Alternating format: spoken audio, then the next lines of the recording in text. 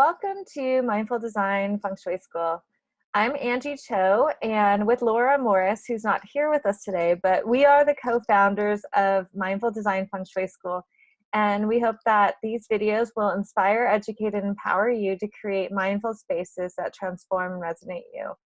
For today's episode, we have joining us Amy Shellhorn. Hi, Amy. Hi, Angie.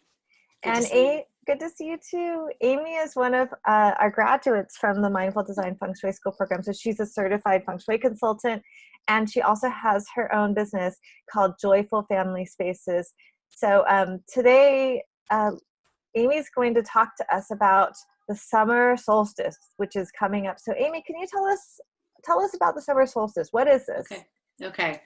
Well, if you think back to high school physics or science classes, you'll remember this is the point in the solar cycle where we have the longest day and the shortest night.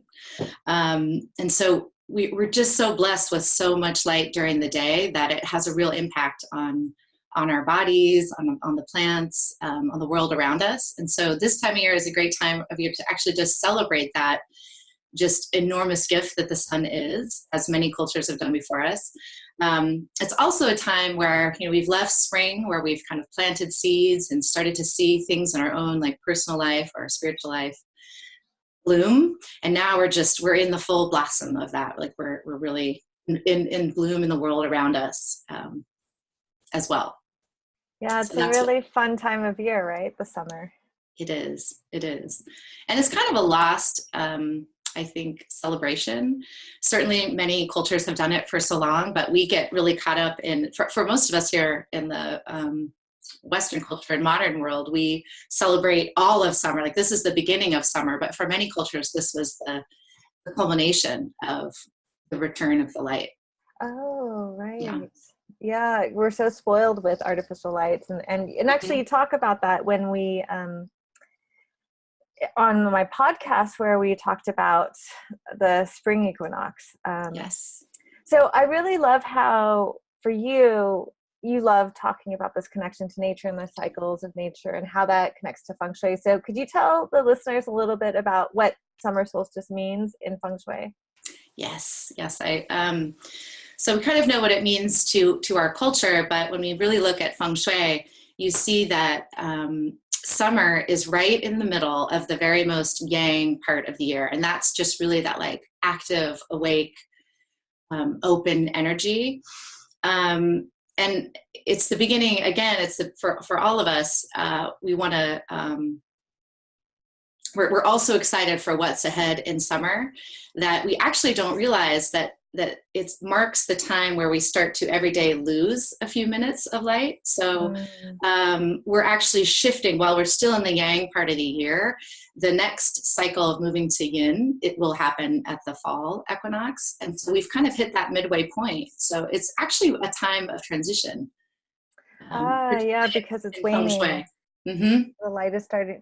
We hit the apex at the solstice, and then it starts to wane. Right. Yeah.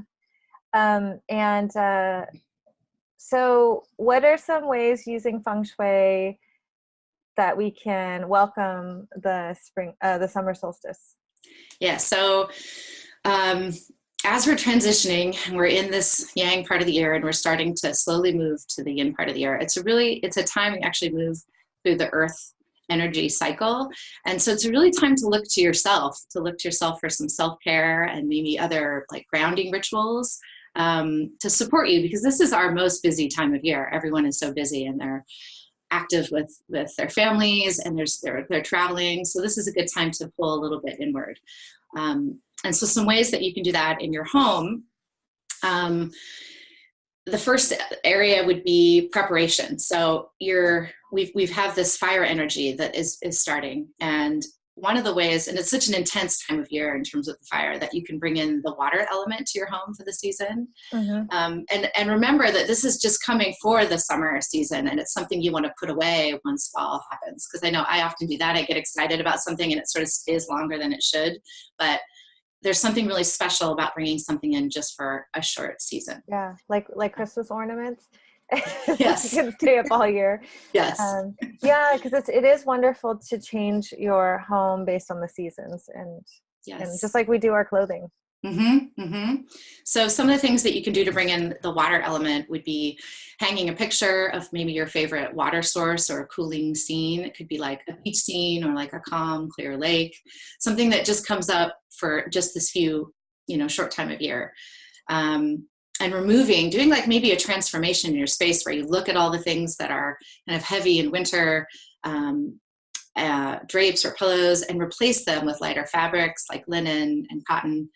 And in Feng Shui, we use a lot of color. Color is a really important thing to kind of signal some of those changes. And so we could use like cooler blues and greens, whites, bring those into your space. And that could really bring you into balance what's happening in the summer. Yeah. So that's one area of preparation. Okay, what else? Another one would be to tap in this idea that like all of nature is blossoming, and we are also part of that as well. Like this is the time where nature has grown and matured, and we also are in that stage. So it's time to just appreciate the beauty of life. And it's hard to do that when we're really busy. So one of the suggestions I have is bringing in fresh flowers, which resonates really well with the summer and fire energy. So you could place like 3 different fresh bouquets maybe around your living space, and just place it with intention, and try to place it around the perimeter, and then you'll have a visual signal that you're really thinking about the bounty that you have, and it's a point for meditation. And a bonus is that when you open up all the windows to cool your house, you get all that like really warm scented air, which is really calming and very grounding as well. And finally, I would suggest to celebrate. Sometimes you get caught up in other people's activities, but stopping and celebrating the summer solstice for yourself or your family and kind of making it your own is a great way to just hold the space for what's happening at summer solstice. So maybe preparing like a seasonal meal, decorating with flowers. I like to decorate with things that have a lot of movement, like spirals or pinwheels, streamers, things that kind of give a nod to the cooler weather to kind of balance out what's happening in summer. So just celebrating the sun. Wonderful. Well, thank you so much for these wonderful Feng Shui tips for the summer solstice. And thank you so much for joining us this time. Thank you, Angie. We should definitely have you back. Yes. And love that. I would love that.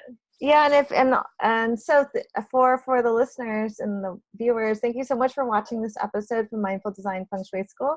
If you like this episode, please subscribe to our channel, and you can give us a thumbs up.